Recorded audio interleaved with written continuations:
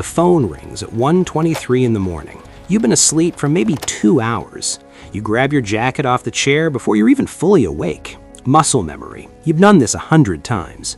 Your boots hit the floor and your hands are already moving, and your brain is still catching up somewhere behind all of it. Your wife shifts under the blanket but doesn't wake up. She's used to the calls. You both are. This is the life. Phone rings, you go. That's the deal you signed up for.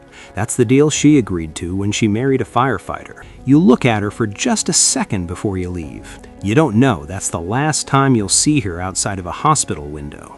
You close the door quietly so you don't wake her. You head to the fire. The drive is 4 minutes. You can see the glow before you even turn the corner.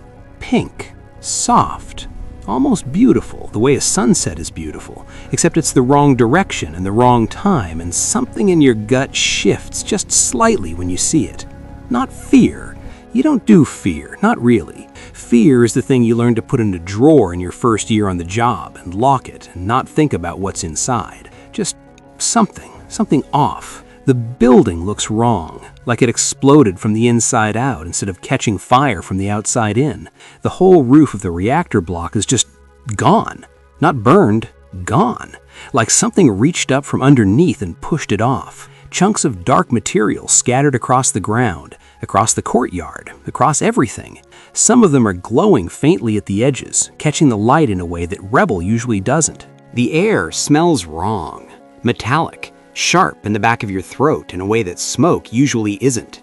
You've breathed a lot of smoke in your career. You know what burning wood smells like, what burning plastic smells like, what burning insulation smells like. This doesn't smell like any of those things. This smells like the inside of something that was never supposed to be open. But your captain is already moving, and when your captain moves, you move. You pull the hose, you run the line. You do the job your hands know how to do without asking your brain for permission. But the scene around you is unlike anything you've worked before. And some part of you registers that, even while the rest of you stays mechanical, stays focused, stays in the narrow tunnel of the task in front of you. The roof above the reactor is simply open to the sky. You can see it from the courtyard, a massive hole where the structure used to be. Steam and smoke still pouring out of it. And underneath that, something glowing. Not orange like fire, not red like heat. Something else. Something bluish-white and wrong in a way that has no name in your vocabulary. Some of the guys on the upper level are saying the graphite is on fire, that the core itself is burning. You've never heard of a reactor core burning before. You file that away as something to understand later, when there's time to understand things. Right now, there's only the hose and the heat and the next 30 seconds. You clear a path across the courtyard. There's debris everywhere, chunks of dark material that don't look like anything you recognize. Not concrete, not steel, not anything that should be on the ground outside a building. One of them is blocking the route to the main hose connection. You pick it up to move it out of the way. It's heavy, dense, warm in a way that doesn't make sense. Like a stone that sat in August sun all day, except it's the middle of the night in April and it's been raining and nothing around you should be warm like this. You hold it for maybe 3 seconds. You set it down and keep moving. You don't know what you just held. You have no way of knowing. Nobody standing in that courtyard at that moment fully understood what had blown out of that reactor. Nobody had a frame of reference for it. This wasn't a fire anyone had trained for. This wasn't in any manual ever written. What you held in your bare hand for those 3 seconds was a fragment of the reactor core itself. Radioactive graphite blown hundreds of feet through the air when the explosion tore the building open. Hot enough, radioactive enough to give you a lethal dose in less time than it takes to read this sentence. 3 seconds. You set it down and kept moving. The roof crew is working the upper levels, and you can hear them on the radio, their voices calm and professional, the way voices get when people are trained well enough that even the bad situations sound like any other situation. You hear someone say it's contained up top. You hear someone say the pressure is dropping. Small victories. The language of people doing their jobs. What none of you can hear, what none of you have any instrument to detect, is the radiation. It's everywhere.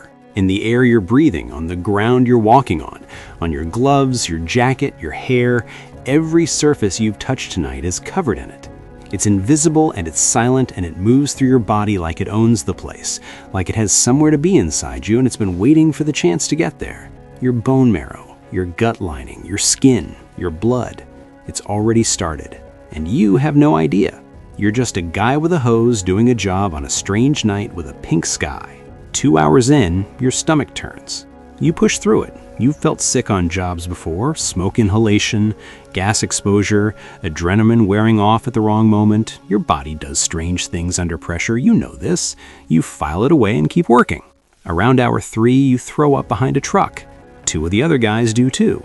You look at each other in the dark. Someone shrugs. Someone says, "Bad air." You nod. That makes sense. There's always bad air in a bad fire. You wipe your mouth and you go back to work, because the fire doesn't care how you feel, and neither does the job, and you knew that on day 1. Not the explosion, not politics, not the cover-up that's coming, just that moment. 3 guys behind a truck, sick in a way they've never been sick before, nodding at each other like everything is manageable, going back to work. Because that's who they were, because that's who you are. By hour 4, the nausea is something you can't walk off anymore. There's a headache behind your eyes that feels like pressure from the inside. Your skin feels strange, tight, warm, like a sunburn you can't remember getting. Your hands are doing the job, but they feel like they belong to someone slightly ahead of you, someone you're watching through glass.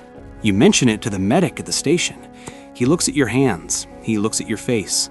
He writes something down and doesn't show you what it says. They load you and about 20 other guys onto a bus. You think you're going to the local clinic, a checkup, some fluids, some rest, back on rotation in a couple of days.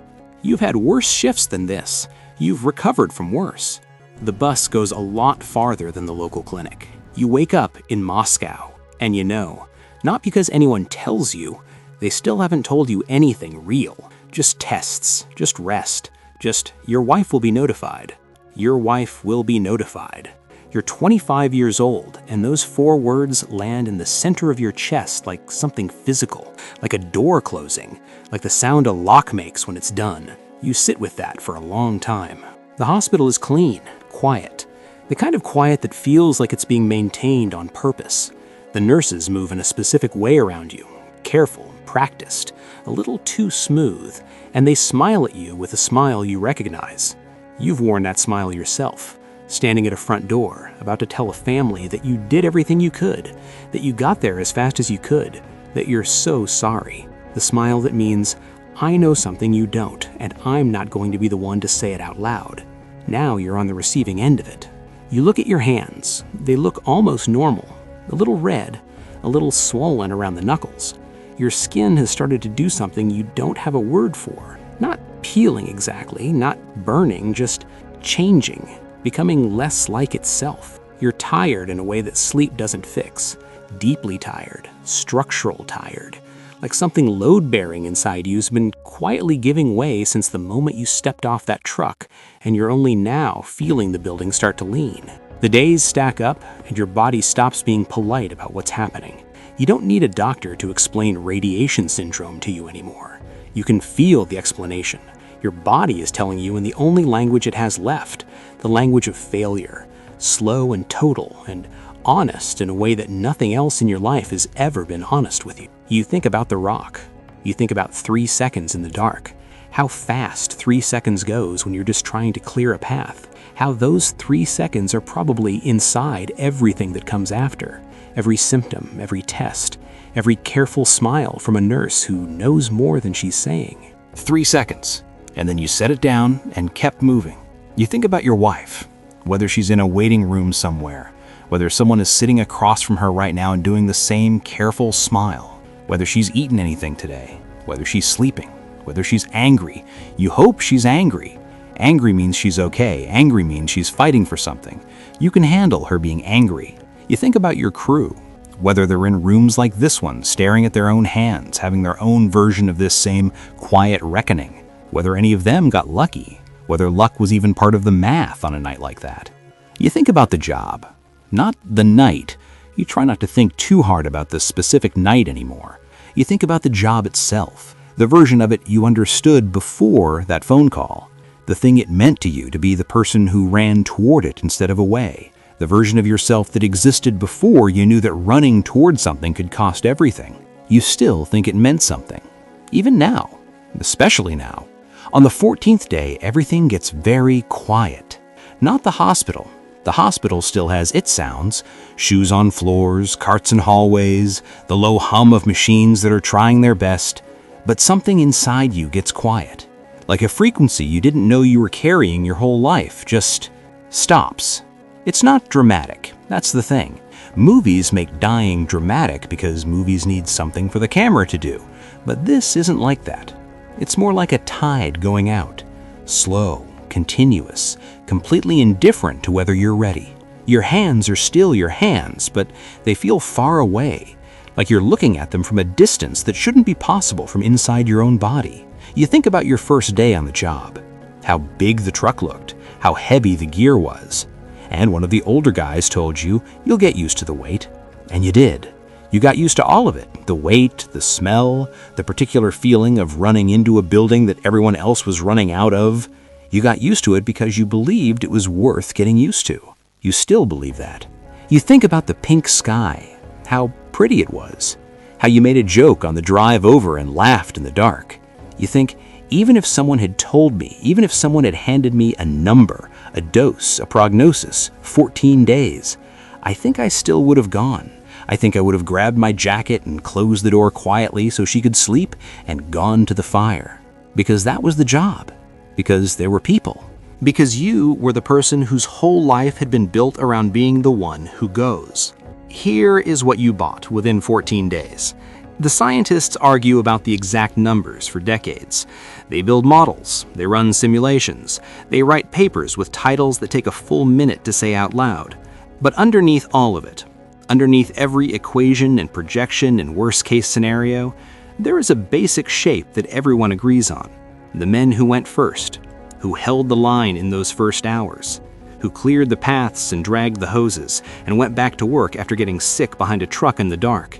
They slowed something down that could have kept going. Something that, in the worst projections, doesn't stop at the plant, doesn't stop at the city, doesn't stop until it has swallowed a geography so large that people are still writing about what might have been.